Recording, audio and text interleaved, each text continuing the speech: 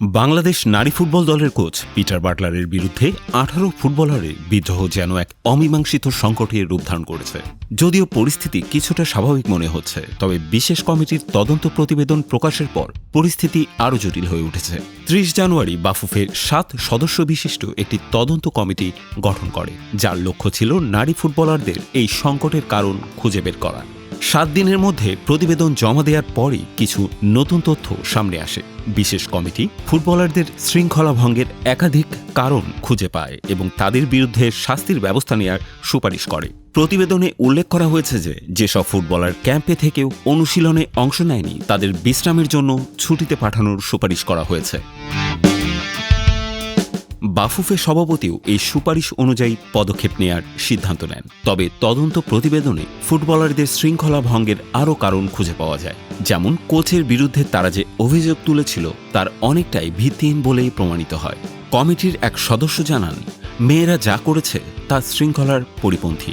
অনেকের বক্তব্যের সাথে অভিযোগের মিল পাওয়া যায়নি। এ কারণে বাফুফের সভাপতিকে শাস্তিমূলক ব্যবস্থা গ্রহণের সুপারিশ করা হয়। এর মধ্যে কিছু সিনিয়র ফুটবলারকে ক্যাম্পে না ডাকার সিদ্ধান্ত নেওয়া হয়, যাদের পারফরমেন্স গত কয়েক বছর ধরে সন্তোষজনক ছিল না। ফুটবলারদের প্রধান অভিযোগ ছিল কোচের সাথে সম্পর্কের অবনতি। তারা কোচের বিরুদ্ধে গালিগালাজ, বডি শেমিং, মানসিক হয়রানি এবং অনুশীলনে অংশগ্রহণে বাধা দেওয়ার অভিযোগ তুলেছিল। তবে তদন্তের মাধ্যমে এসব অভিযোগের সত্যতা মেলেনি, বরং বাফুফের অনুমতি ছাড়া সংবাদ সম্মেলনের আয়োজন করা এবং অনুশীলনে না যোগ দেওয়া শৃঙ্খলা ভঙ্গ হিসেবে চিহ্নিত করা হয়েছে। প্রতিবেদনে বাফুফে সভাপতিকে ফুটবলারদের সাথে আলোচনার জন্য দ্বার খোলার কথা উল্লেখ করা হয়েছে। বিদ্রোহী খেলোয়াড়দের ভুল ও অন্যায় অনস্বীকার্য হলে তাদের সঙ্গে আলোচনার সুযোগ দেওয়া যেতে পারে। গত অক্টোবরে সাফ চ্যাম্পিয়নশিপ থেকে কোচ বাটলারের সঙ্গে সিনিয়র ফুটবলারদের মধ্যে দ্বন্দ্ব শুরু হয়েছিল।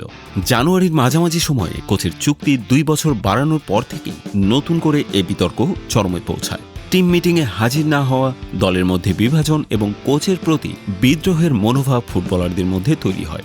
বাফুফে এবং কোচ বাটলারের জন্য এখন সবচেয়ে বড় চ্যালেঞ্জ হচ্ছে দলের মধ্যে শৃঙ্খলা ফিরিয়ে আনা এবং কোচ ফুটবলার সম্পর্কে আস্থা পুনঃপ্রতিষ্ঠা করা। যদি আলোচনার মাধ্যমে ফুটবলারদের দৃষ্টিভঙ্গি পরিবর্তন করা সম্ভব হয়, তবে সংকটের সমাধান হতে পারে।